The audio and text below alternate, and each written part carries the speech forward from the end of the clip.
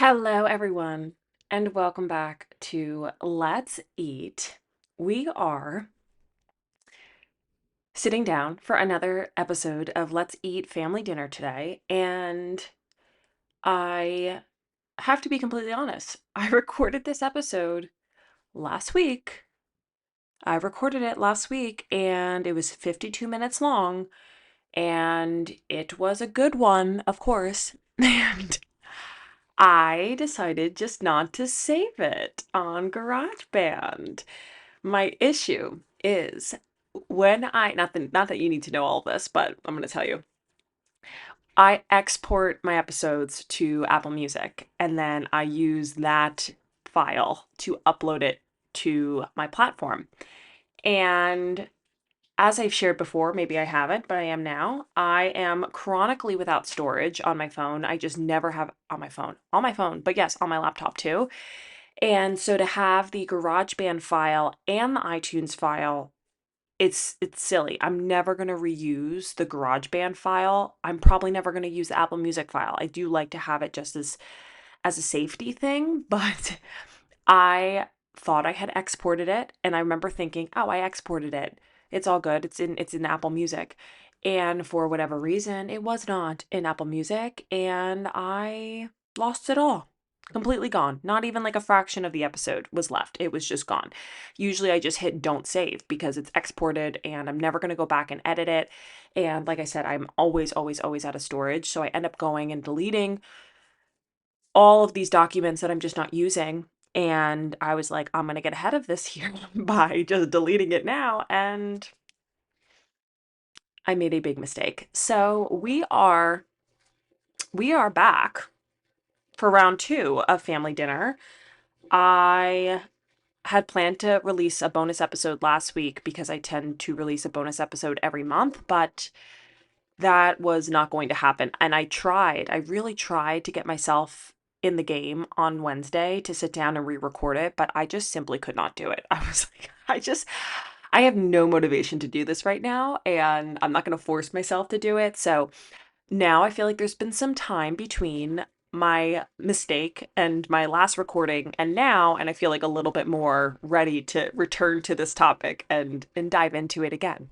So, let's try this one more time. Welcome to Family Dinner. For those of you who don't know what Family Dinner is, if you're a new follower of the podcast or listener of the podcast, it is an episode where I chit chat about what's going on, life updates, what's new, what's to come, what I'm feeling. I have shared before that the podcast is typically a space that I am much more open on because it's a long form content. It gives me the opportunity to just kind of talk about things that are important to me right now or what I'm reflecting on and update you on the latest in life and business and all of the things. So that is what today's episode is all about. I'm very excited because this is my opportunity to just chit chat and you know how I love to do that. And talk a little bit more about what I'm loving in wellness lately, what my goals are, maybe moving into the fall. I know I shared on this last week with an episode about new fall wellness habits and so forth, but diving a bit into that further and then also some Q&A. I get questions whether it's from clients or it's from DM or just in my daily life about certain things, and I like to answer those here. So, thank you for being here. I'm grateful for each and every one of you, and let's dive in. Welcome back to the table. Let's eat. Welcome to Let's Eat. I'm your host, Emily, certified holistic health coach, functional nutrition expert, and self-proclaimed wellness enthusiast, here to meet you at the intersection of physical and mental health, the space within which we become well. This podcast is meant to explore all areas of mind and body wellness, designed to offer you the integrative knowledge, behavioral strategies, and mindset shifts necessary to uplevel your health and feel better today. We'll explore nutrition, sleep, movement, self-care and stress management, habits and routines, self-development, gut health, mental health, and more. I'm so happy that you're here. Welcome to the table. Let's eat. So let's set the scene a little bit. I am at my desk as usual. It is a beautiful, beautiful, crisp morning. Truly the very best of them all. I have a protein latte with me and lots of water. I just want to comment. One of my favorite things about living where I live is I'm in a complex and I see the same people walking all the time. I watch them walk down the road or on the sidewalk, and I just love that. I think it's so wonderful that people are so active, and it's always like the same handful of people that I see every single day, and they're so committed, and it's just so impressive, and I love that.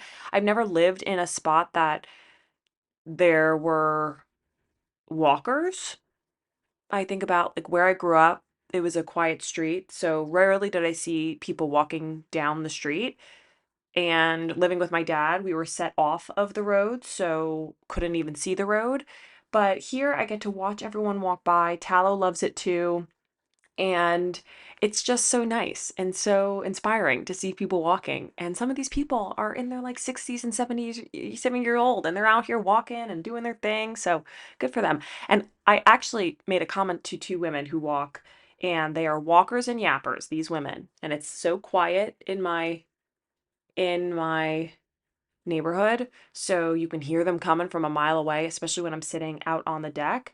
And they are two women, older women, who walk and they chit chat and they catch up and they walk together, and it's great. And they do many laps. And I said that to them too. I walked by them. I'm like, you know what? I'm going to tell them that I see them walking and it's very inspiring. So I told them, and maybe they thought it was a little weird, but it's fine. I just wanted them to know that I noticed that, and it's great that they do that. So that's that's my observation for today. But we are diving into today's episode of Let's Eat, talking all things family dinner, as in all things life and what in the world has been going on. We are moving into September. It is Labor Day weekend. It has been a low key weekend, and I have just thrived on it. My sleep score last night was a 98. And for those of you who don't know, 100 is the best sleep score. The highest sleep score I've ever gotten was 97, friends. So we beat my best sleep score last night, and if that does not scream 30 years old, I don't know what does. Because I'm very proud of the fact that I got that sleep score. I slept for a long time. I slept for a deep time. I slept a lot last night, and it was everything, and I feel so well rested today, and I'm ready to rock. So forgive me if I'm feeling a little bit more energized and amped up for today's episode. I'm just ready to go. My sleep score 98 has just completely filled my cup, and I'm ready to seize the day. So what's been going on? What has been going on? Well, 90-minute results and recommendation sessions have been underway, and it's been great. I have been pacing myself as far as protocol delivery just because I put a ton of energy into each protocol development, and I want to be sure that I am not burning myself out. Last week I definitely had a moment where I was like, "Whoa, I'm feeling this." On Tuesday, I think I left my last call completely cross-eyed, but it was nice because then I went into Wednesday and I had a little bit of a reprieve, we'll call it. So it was a lot on Tuesday, but I chilled out on Wednesday to recover from it. But we are underway. A client of mine shared with me, after only being on her protocol for a week, she said, "This is the best I felt in a long time." And if that does not speak absolute volumes about the power of these labs and what they can uncover for us, I don't know what does. And I don't think anyone really understands how much that absolutely warms me and truly could make me cry because of how strongly I feel about my work, because of how desperately I strive to help. And it really just completely made my whole day, my whole week, and I'm so grateful for that feedback and that she is feeling that way. I mean, most importantly, I'm grateful that she feels that way. That nothing about me, it's about her and about the fact that she feels better already. And so that was a lot of fun to be able to kind of explore that with her and talk about what that looked like and what she's been learning about herself as she's kind of moved through the process, even if it's just for a few days so far, but she's really committed. And one of the things that I've really recognized in my work is, and I've shared on this before, is the fact that your level of commitment Excuse me. I don't know if you heard that, but Tallow just decided to speak up a little. Your level of commitment to any wellness journey, whether it's you're making changes to your diet, you are embarking on a 90-day protocol, whatever the case is, if you plan to work on me, if you're working with me now, or you're working with me in the future, your commitment is 85% of the success. And I see that so clearly, especially in this particular client. She has come to me ready to rock on a scale from 1 to 10. How committed? She's a 10. And that is going to bring you so much farther than in comparison to you coming to me and you're feeling like you're at a 5 or a 6 and you're still trying to make this commitment. And I'm speaking on this from personal experience, but also through what I see in my work. I see commitment ebb and flow, and investment and willingness to prioritize certain things ebb and flow. And I see that, manifest in one's results. I've done this long enough now, not only as a therapist and what I understand about the stages of change. And for those of you who don't know what the stages of change are, this is essentially a theoretical model around how we as humans and progress through behavioral change. It's most commonly used in addiction and substance use and issues in that department, but usually we move through a certain kind of progression when it comes to change. First one being, I don't even realize I have a problem. I'm not even willing to admit or to recognize that I have a problem. And then all the way to the other side of, I'm in this maintenance phase of this issue where I've moved through the stages, I've committed to the change, and now I'm in a maintenance phase. And you kind of progress not at any prescribed rate, and you can kind of fluctuate, but you cannot make a change unless you're in a certain phase or a certain stage of said change, of the change process. Because if you don't recognize you have a problem, I mean, they always say the first step is admitting you have a problem. And so you have to admit that first in order that to then be willing to even say, okay, I'm going to work on this problem.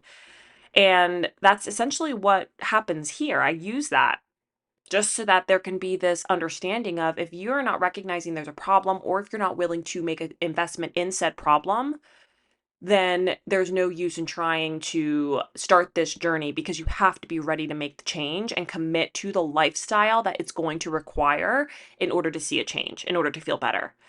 And that is not something that everyone is willing to do. And that's fine. This is not meant to say, well, you're a lesser person, or you're, you're X, Y, and Z because of that. No, it's just you're not ready for that change. And I cannot choose that for you. So she was just such a powerful testament to the epitome of, I am ready. I don't want to live this way anymore. I'm ready to make a change. And through her actions and through the commitment she's made, that is clear. And also, and how she's feeling. How she's feeling already is evident, that the changes that she needs to be making are being made. So just something to celebrate for this week. Like I said, I've been making these kind of protocols with all of one's individual circumstances and consideration of their background and their specific needs and their age and their gender and all of these things. And that is going to help really customize this process to you, but you are responsible for implementing that change. And that is not something that I can do. So just something to kind of chew on. We'll say something to chew on. Not meant to discourage anyone from seeking out this path. It's more meant to empower you to really decide that when it's the right time for you, you can make that change. But maybe it's not right for you right now, and that's okay. That's completely okay. And oftentimes we also have to hit rock bottom in order to make any change. And maybe you're not at your rock bottom yet. And that's fine too. I mean, I never wish rock bottom on anyone. That's terrible. And that can look differently for each person. But sometimes you do have to get to rock bottom, and in order to say, all right, it's time for me to make a change here. So that is very exciting. And I'm moving into another week of a few more 90-minute calls. Like I said, I'm kind of scattering them, pacing them, just not only as results come in, because obviously I can't expedite the results, coming in, but I'm pacing myself as far as how I'm delivering them so that I'm keeping everything organized and I feel good. And then also following the 90-minute calls, I'm meeting with clients every other week to check in on how things are going. So that is also going to begin kind of filling my time, which is great because it'll be nice to check in, see how things are going, troubleshoot, and so forth. So, love what I'm doing. My heart is totally set on fire for this, as is anything in the wellness space. And I'm so grateful to be where I am now and be able to help the people that I'm helping. It truly is such incredible and life-changing work. And what is more important than our health? What is more important than our health? What is more important than investing in something that we navigate on a daily basis? And if we're not feeling well, life is affected. We're not feeling well, everything else is affected. I cannot say that enough. I think you may have been in a situation where you weren't feeling well. Maybe you're not feeling well now. Maybe you're having symptoms and you don't know what to do about them and they've just become maybe your way of life. Just know that there is more to be done if you so choose. And of course, as always, the offer always stands to schedule a call with me and to touch base on it further because I would love to support you. I think everyone deserves a chance to have access to these labs. I think it is one of the most powerful things that we can do to take control of our health, and I am here when you're ready. Keyword, when you're ready. When you're ready. The link to schedule a consult for Functional Labs is always living in the show notes. Or if you follow me on Instagram, the link is always there. So feel free. I'd love to chat with you and see how I might be able to support you. So, what's next? I have been teaching like a machine these past few weeks. I feel like I've been averaging like 5 or 6 classes a week. My normal schedule now is 5 classes a week, which is perfect. It's exactly where I wanted to end up. It's amazing how I started in January and I was nervous about even teaching 1 class a week, just as far as formulating my sequence and programming and planning and all of that good stuff. And now I am comfortably teaching this many classes a week. It's amazing how much you grow. And I remember thinking, just give it time, just give it time. In 6 months, you're going to feel entirely different about this. And it's true. I do. I do feel completely different about this. It is also amazing how this has come into my life and how much it's actually changed my life now and my business and how grateful I am for it. For those of you who don't know, I started attending the studio, which is right up the road from me, back in February of 2024. And a couple months after I started attending, I reached out to the studio owner and just asked if she would be interested in collaborating on an event together, doing some sort of workshop where I did, a 15 or 20-minute talk on something and she taught a class. I was really open to any ideas, any variation of that. And so we decided to hop on a call. We started planning. And then at the end of the call, she said, would you have any interest in teaching at the studio? And it's interesting because back when I think I was probably 19 or 20, I thought about getting certified in Pilates. Now, at the time, it was more, and I've had this thought for many years to be certified as a spin instructor, to be certified as a Pilates instructor, even yoga, which I wasn't even a yoga person, but I thought maybe I'll just do that. And it's always just because I find interest, obviously, and a love for fitness, and I thought I'd be good at it. I thought it'd be something I'd be good at. And so I started looking into it many years ago, and then obviously that never happened. And then even maybe it was last January that I spoke with one of the cycling studios in my area and talked to the owner and said, are you hiring? What's the process look like? And looking back, honestly, I probably could not teach cycle. Like, I think that's what just maybe sounded right at the time because I'd done it before and I have a Peloton and whatnot, but that is a lot on the body. I give cycling instructors a lot of credit because I mean, Pilates, yes, there are days where my body's tired, but I think about doing cycling and having to lead a cycle class for an hour. Oh my goodness, that is a lot on the body. So I'm so glad that I didn't end up going in that direction because my body just could not handle it. But everything kind of worked out, right? So she asked if I'd be interested in a job. We started training together. I ended up pursuing a certification in Pilates, graduated in December of 2024, and now here we are. Here we are, moving into September, coming up on a year, and it's just crazy. And I've made so many relationships. I have grown a ton. I've learned a ton. I'm so grateful for what this has become and what it will continue to become and be. And it's been so much fun. So please come take a class with me if you are in the area. I love this. I love bringing energy to my classes.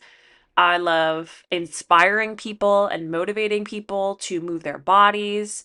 It is a wonderful, wonderful community that we have at the studio. A lot of the members have been there for a long time and have relationships with each other, and it's just so much fun. So, highly, highly, highly recommend come take a class. I teach Monday mornings, Monday evenings, Tuesday mornings, Thursday mornings, and Saturday mornings, and then fill in here and there. So, the link to come take a class with me, if you are in the Pennsylvania, New Jersey area, will be in the show notes. Come take a class. It's so much fun, and I'm really grateful to be where I am.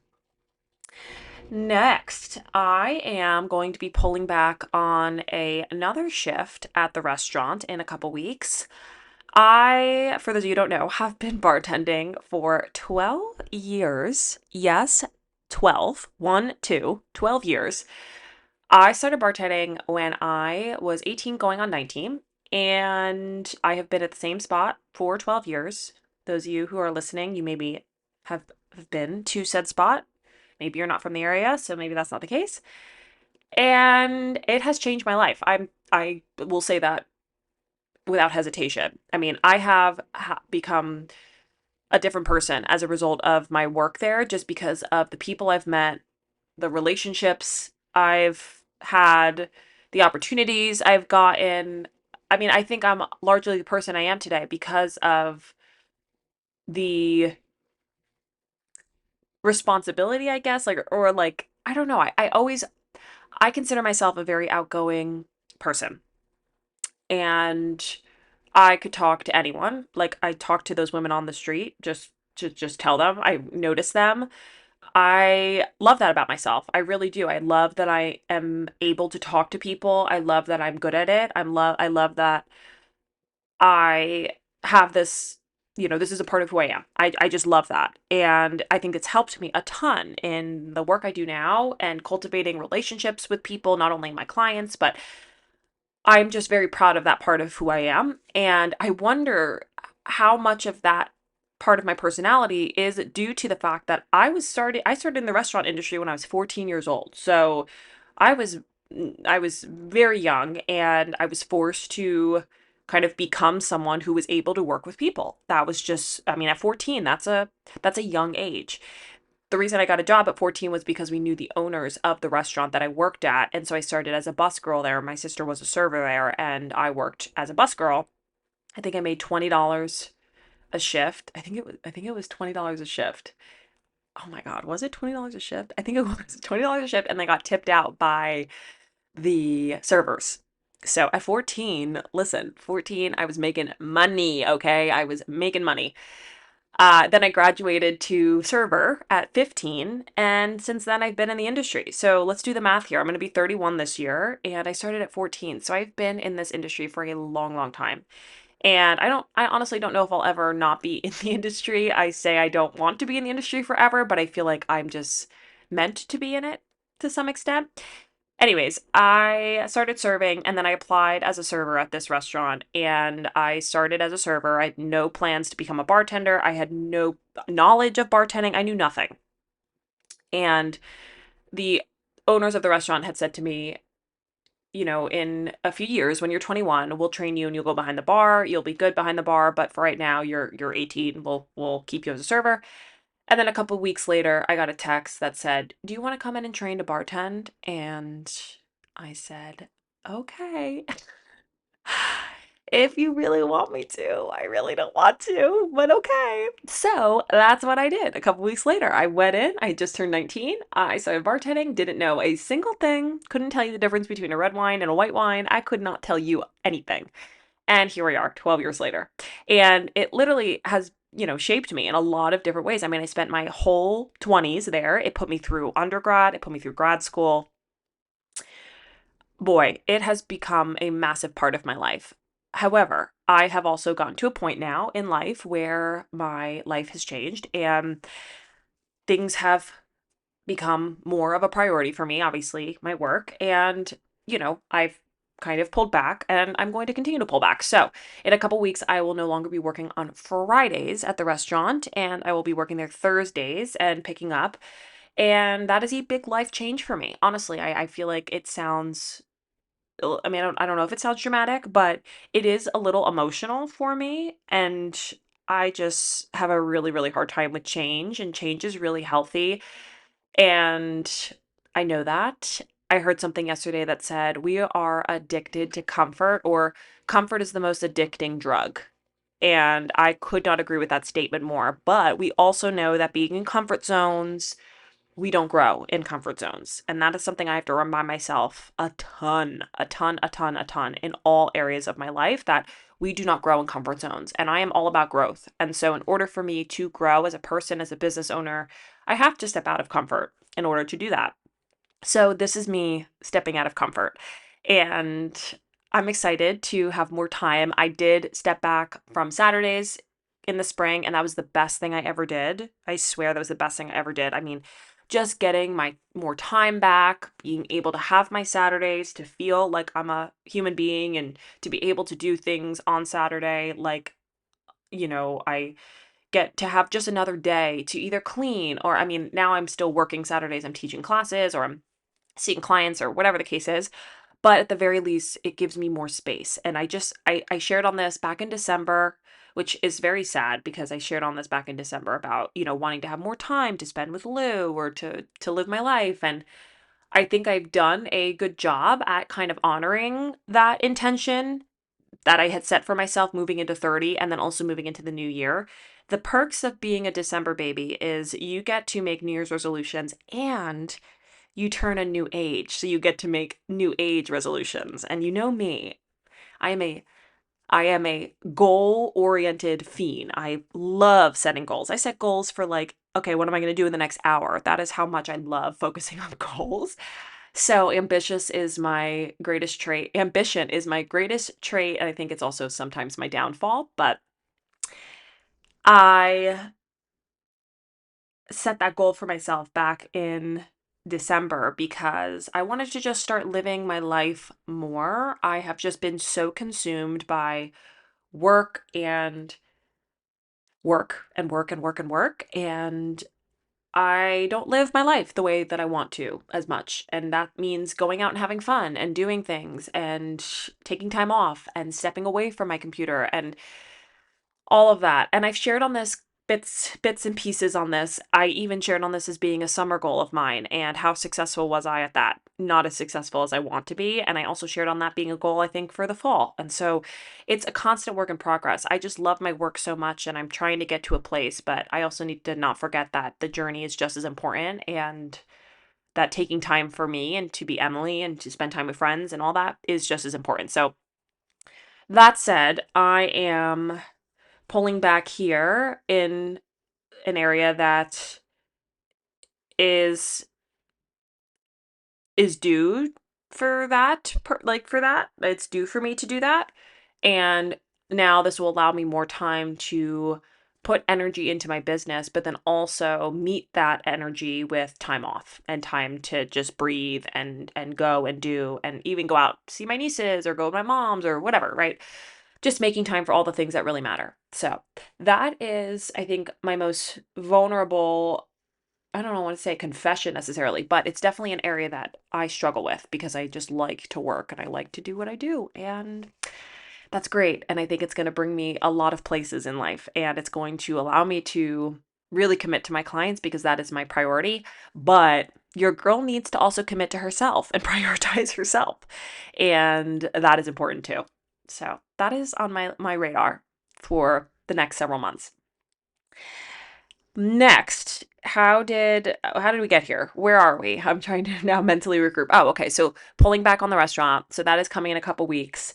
And what else is going on? What else is going on? So that is a bit about, I guess, life updates or professional updates, we'll call it. I feel very lucky and grateful to be where I am. This is not where I was 3 years ago. This is not where I was 2 years ago. This was not where I was a year ago. And I sometimes have to remind myself of that I have been working very hard and very diligently to get to this point. And while I might not be exactly where I want to be, I'm certainly much farther along than where I was. And that is something to be really proud of. And I feel very lucky and grateful because this is exactly the career path that I have always wanted and dreamt of. And I couldn't ask for anything more. I think it's perfect where I am, and I'm just excited to see where it goes. So, happy to be here, happy for all that I have, and excited to see what's next. Now, speaking of with the podcast, I really want the podcast to become more of a part of my job. Now, what does that mean? That means I want it to be more than just the platform that it is now. And that's not to say that I wouldn't continue to do this all the time, every day, honestly, and record and put out this value and share and educate for no cost at all, because that's what I've been doing. This is not a monetized platform. This is not something that I make money from. It's really just a passion to be able to share this. And I would be very happy if it just continued to be that way because that's what I want it to be. However, I love it so much and I see people who monetize their podcasts and it becomes more of their role, like their job as a podcaster to monetize their show. Now, that is that is a that is a lot of work, we'll say, because everyone and their mother has a podcast now.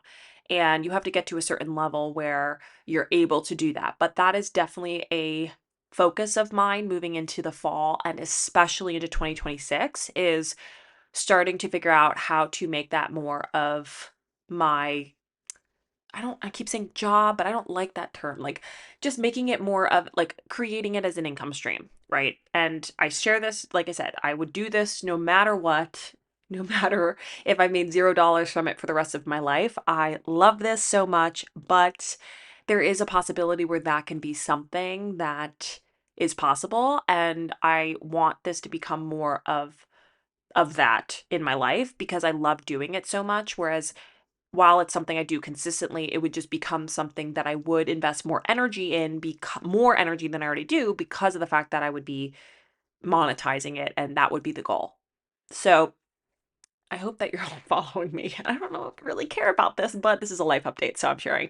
So that is my focus is getting more of an understanding, of developing an understanding and educating myself a little bit more about what that looks like, what I need to be doing, I don't think I share enough on the podcast, not on the podcast, of the podcast. I share on social media. I share an episode when it's released. But then other than that, I kind of keep it. I mean, I'll share on LinkedIn, I share on Facebook, but other than that, I kind of just let it go. I'm not really sharing clips like I want to. Like there's a lot more that I can be doing with it to spread the word and get the message out than what I'm doing now. And I just need to better equip myself with the skill set and the knowledge on how to do that and what that looks like and what I should be doing. So that is also a goal of mine is continue to share consistently every Tuesday, every single week, always, always, always without fail. That is a priority of mine. But then also starting to figure out how can I make this more for me and my life. And that's kind of a focus I have. Definitely for the fall, but especially moving into 2026 and moving into season 3. Holy cow, season 3 and determining what that looks like and how I can grow. That's super important to me. So let's talk about what I've been loving and what I've been reading and all of the things. I have been loving so many things. I have been loving, I think I share on this every episode, but water with lemon and real salt. I don't know why, it just brings me to life. It also is incredible for your liver, your digestion, your skin, hydration for the brain. I mean, the list goes on and on. So, love that, especially first thing in the morning. I have been also doing some cleanup in my condo. I shared on this many months ago. So, here I am revisiting this topic that I never actually pursued.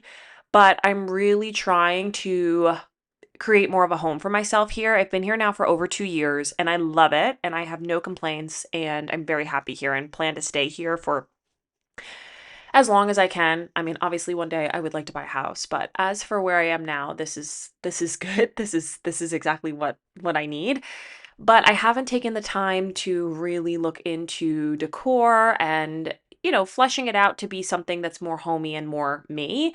And that's because I just don't have the interior design gene. There's a lack of that in my body. And it's not that I'm not good at it per se. I just don't have an eye for it. And I think when I go to start doing it, I feel overwhelmed and then I feel stressed and then I just abandon ship and I just don't do anything. So that is something in the fall I want to do more of, spending time going shopping and going to maybe some antique stores or going to thrift stores or going places to find pieces and things to hang and different things that I can bring into my space to make it a little bit more me. I had this area rug that I got on Amazon 2 years ago. It's like an 8 by 10 rug. It was my living room rug and it served the purpose. Very, very thin, very, very thin. Washer machine, washable. And I've washed it. I think I washed it the first when I think I washed it when I first got it. And it took a long time to dry. I let it hang over my balcony because I wanted it dry. I was like, there's no way I'm putting this in a dryer. And it's like, it's heavy because it's 8 by 10, but it said it was safe to be in the dryer. So I put it in the dryer, but it was like taking forever. And I was like, forget this. I'm putting this on the deck to hang. So I did that and I have loved it and it's been great, but it's beige and pink and it just has seen its time. It's seen its day. It needed a good wash. So I washed it yesterday and it just did not wash. So I took it out of the washing machine and now Tallow's sleeping on it on the floor. She looks like a little peaceful angel sleeping on the floor, but I'm going to go bring it to the dumpster and I just ordered another one and it should be here this afternoon. So that's one step in the right direction, but just up leveling a little bit here. I'm going to sit on line today and order some pictures so that I can hang them and I need to spruce things up. I don't want to go crazy with it because like I said I'm not going to be here forever, but still bringing in a little bit more because my walls are beige and they're all beige and they need some color, they need some pictures, they need some pictures of Lou and my nieces and Tally and all of the things. So that is also something I want to focus on come the fall. Someone hold me to this because I won't do it. Even just like accent pillows. I have these pillows in my closet and they're like an awkward shape, so I need to get the right size pillowcases that I just cannot decide on the pillowcases that I want. It's just these little small things that are really no big deal, but I just cannot get myself to pull the trigger on anything. So, that is something I need to start doing ASAP. So I hope that you have been enjoying this episode. This is literally just me rambling. So if you're still here, thank you. Maybe you come for the rambles. Maybe that's something that you maybe that's something that you do. I don't know. Speaking of Tallow, we are 5 months old. We are a menace. We are just as much troublemaker, maybe if not more, more of a troublemaker than we were when we first came home. We are getting nice and big. I can still carry her, but it is becoming more and more of a struggle. And we are getting better in a lot of ways as far as walking on the leash and just becoming maybe a little bit more obedient. A little keyword is a little. She likes to chew. She has the zoomies all the time. She likes to rebel, so we do have our frustrations. as any mother-teenager relationship does. But she's great. She's a lot of fun. I'm really getting to know her personality more. I am going to be releasing another holistic pet care episode. This will be part 3, I believe. And that has been a lot of fun to just dive into things a little bit differently than maybe the way that I did with Lou. Now I've fallen off a little bit as far as my own education around it because I've kind of just become routine with what I do.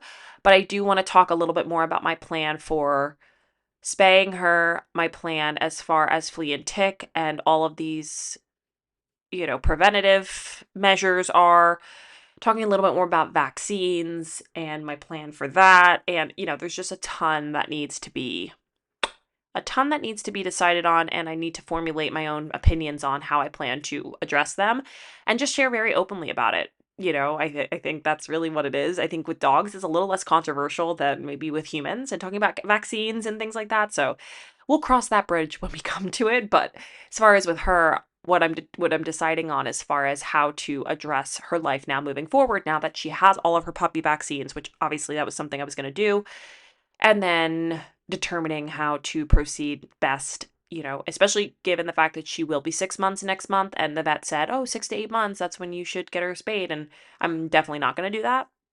So I'll talk a little bit more about what is recommended, what is our traditional veterinary system recommending as far as spaying and neutering and all that, and what my plan is for her.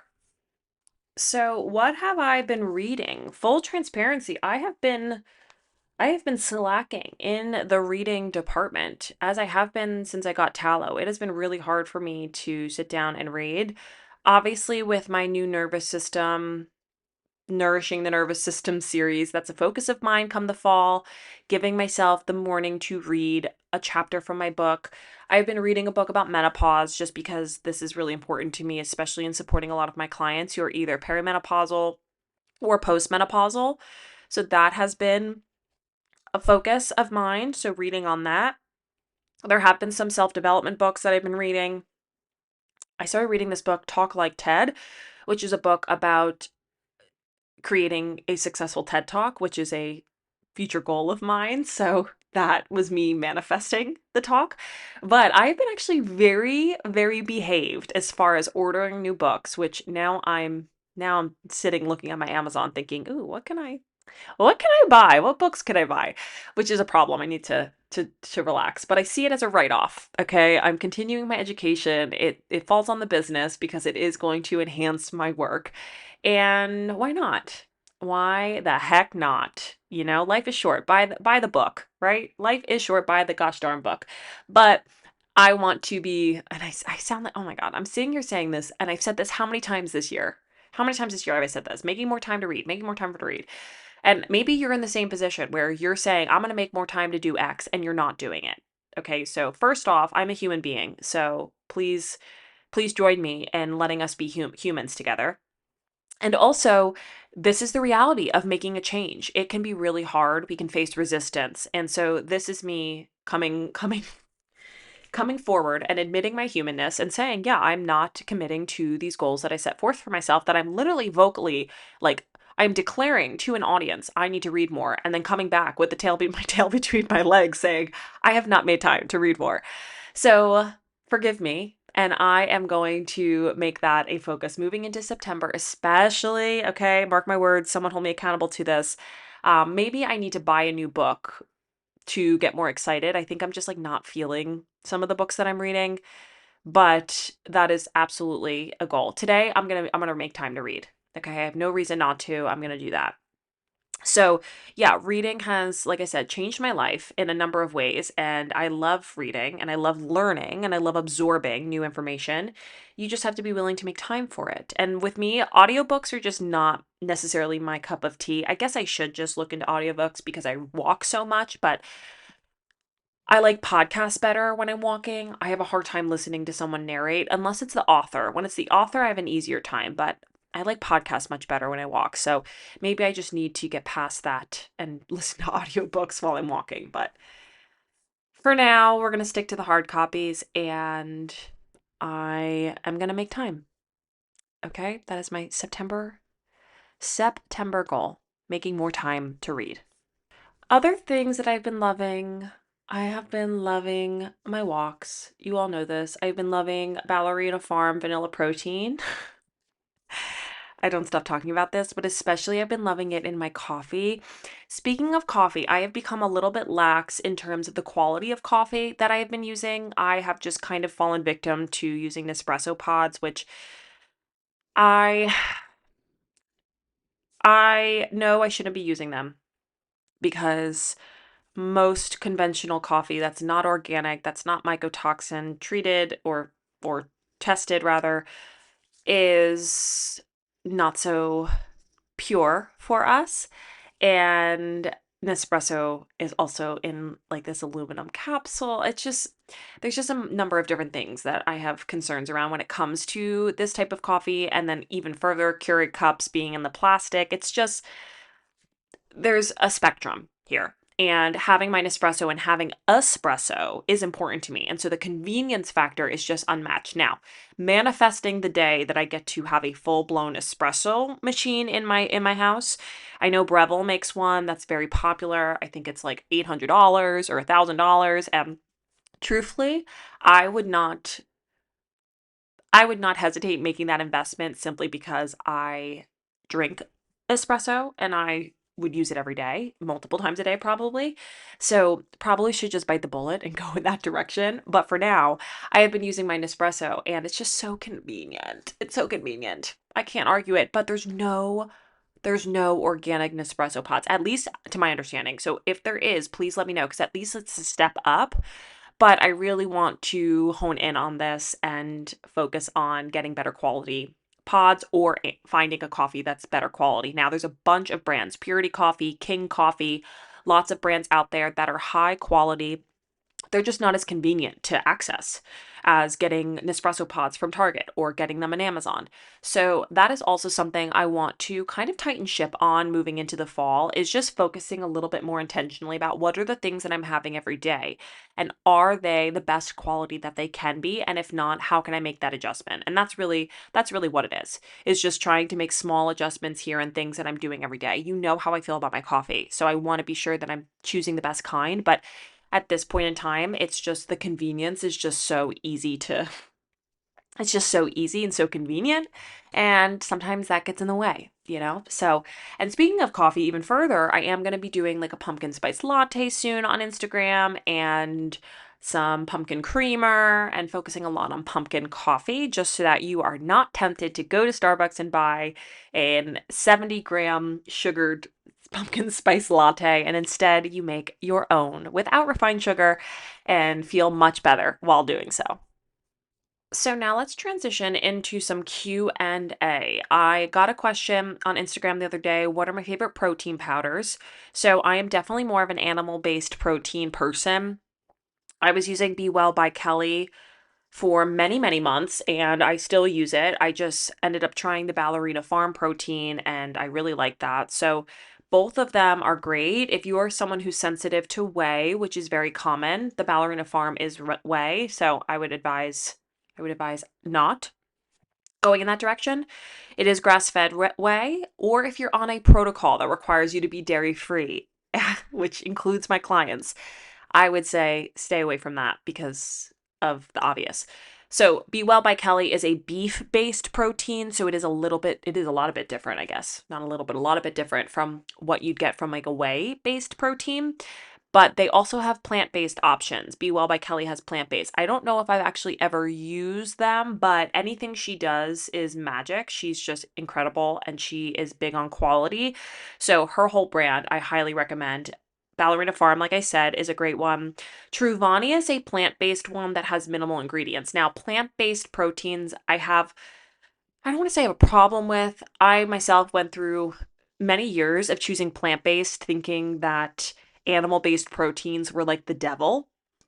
I mean, that was also the time that I thought red meat was no good and we should be avoiding it and whatnot. I think I just always had a plant-based protein, so I just never changed it. And then once I chose an animal-based protein, my whole life changed. It was just the best.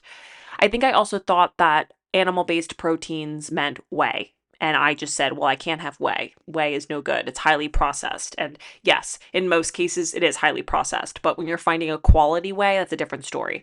So it's not to say that I don't like plant proteins, but I do prefer animal-based proteins. I think it's better for the body. I think the body's better able to utilize it. It's a better quality protein, in my opinion. And so that's always what I'm going to recommend. But Truvani is a good plant-based protein if that's your jam, if you're more of a plant-based protein person. So you can check that out.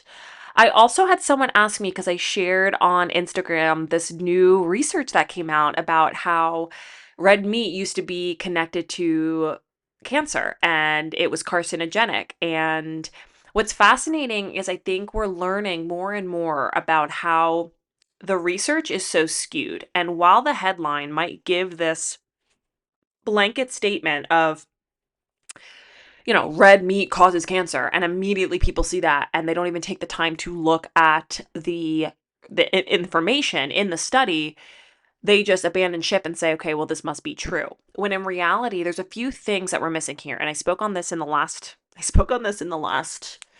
recording that was deleted. Remember when I did that? Yeah, I did that. So I want to be sure that I kind of mention it because that was important that I added that in this one.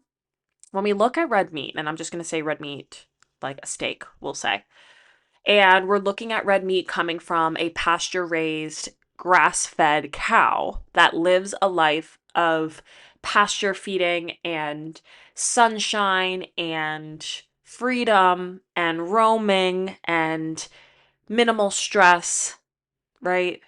That quality of meat is going to be different in comparison to a grain-fed cow that's living in a farm, enclosed space with minimal sunlight, with minimal space, maybe standing in its own feces, treated with hormones, antibiotics. There is going to be a vastly different nutritional composition between one steak versus the other. There is no arguing that. And what we know is, as the consumer of the steak, we are then impacted by that value, that composition, right? It's not like you're just eating the steak and it's not impacted by what the cow and the lifestyle the cow had. You are directly impacted by that. So, with that said, when we're looking at these studies, you have to call into question, what type of red meat is this looking at? What type of, is this a Big Mac or is this a grass-fed, grass-finished, pasture-raised, organic, humanely raised cow in comparison? And it makes all the difference. It makes all the difference.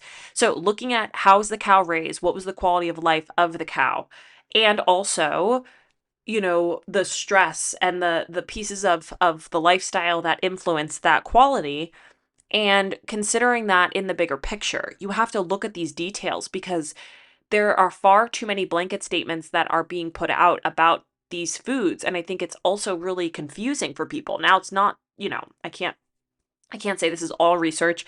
We also have to look at who's funding the research. I think there's a lot of suspicion in that department of who's funding this. Okay, who is funding this? Is this, an organization that would benefit from that headline?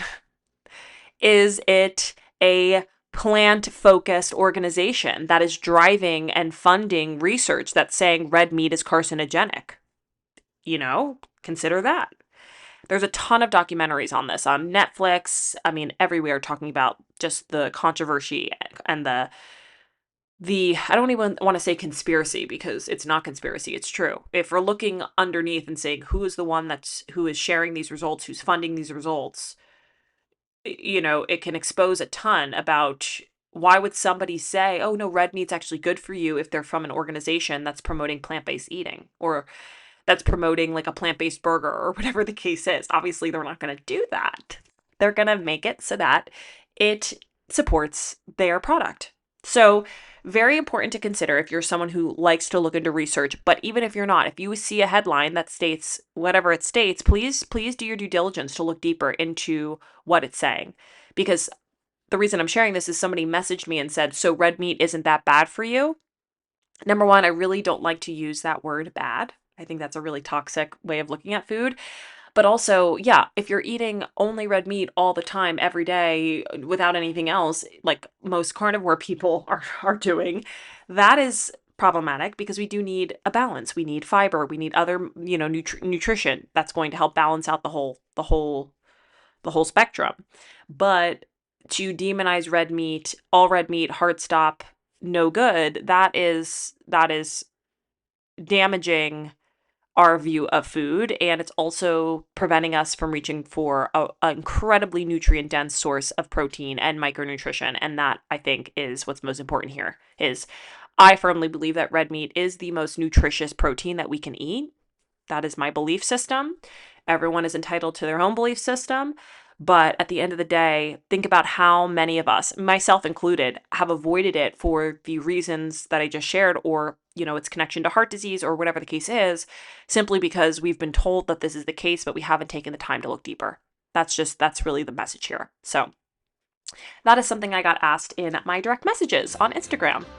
So we are getting to an hour here of this Let's Eat Family Dinner episode, so I'm going to cut myself off and I'm going to save this episode. I repeat, I'm going to save this episode so that I can actually share it and you can be listeners here. And if you've made it this far, if you've listened to any part of this episode, that means I have done a good job. I have saved it, I have uploaded it, it is published, and you are listening. So that is the goal.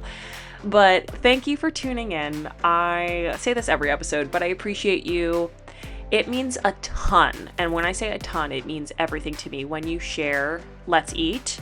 So if you are open and willing to share, whether it's this episode or an episode in the past that's resonated with you to your story, please tag me in it and please share to family, friends, wherever you are on social media. That means everything to me. It helps grow the podcast. It helps us support the podcast, even rating and reviewing and all of the things that you can do. If you are a regular listener, that means everything to me. So I appreciate you. I thank you. And until next time, be well.